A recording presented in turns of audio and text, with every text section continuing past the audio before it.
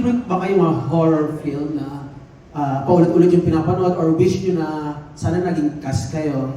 Any favorite horror film?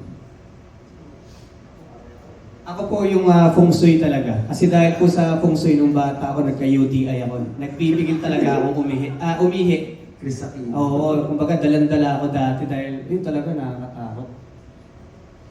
Okay. Nico?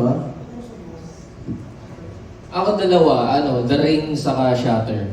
Kasi Shatter, di ko alam. Parang sa Pilipinas, sabay-sabay tayong na sira yung mundo natin sira yung mga gabi natin dun eh. Yung mismo mong pa sa likod? Hindi, ay yun. Shatter yung may nakasampa sa likod, di ba? Yung ending. Yes. Wala na, napanood nyo na. Baka hindi pa napapanood nung iba. Sige, share mo na. Sa The Ring. The Ring, oo, naalala ko, kailangan kong magpasama pa ng elevator sa manood ng cartoons para makatulog. Ganun. So, hindi ko makakalimutan yun. Danita? Yung horror na gusto ko medyo walang mga multo-multo eh. Mga tipong Midsommar, mga M. Night, yun yung mga genre. Oo. Mahilig ako sa horror. Ang dami. Madami akong favorite na, Midsommar, Hereditary. Yan, ganda na.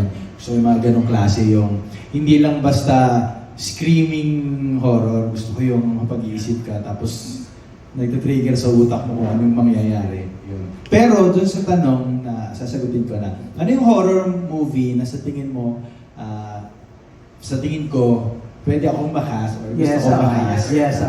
Ang sagot ko dyan, Train to Busan. Sa'yo. Yung malaki yung katawan, pag pinapanood ko yun, meron akong, pwede ako yan eh. May ganun ako dun eh, yung pwede. Kasi comedy siya, tapos meron maganda yung role niya, tapos strong guy siya, yung pinakamalaki. Sabi ko, kung gagawin to sa Pinas, akin yan. Ay, ganun ako. Pwede. So yun sa Train to Busan. Sa akin po, feng shui din po nung bata ako. So, nakaka-trauma kasi yung nahulog si Dot. London. Dot. Sobrang ilang araw po talaga siya nag-stay sa utak na hindi ako makatulog doon yung mismo. Tapos, may isang movie din na gustong-gusto ko, pero horror comedy naman na siya, yung Pimak ng Thailand. So, favorite ko din po yung Pimak. Sa akin, puro matatandang movie. Yung Carrie at saka Exorcist. Yes, classic. Ayan. Classic po. Yan yung mga gusto ko. Pare, yung role. Yung gusto ko. Diba? Yeah. Thank you po. Good luck sa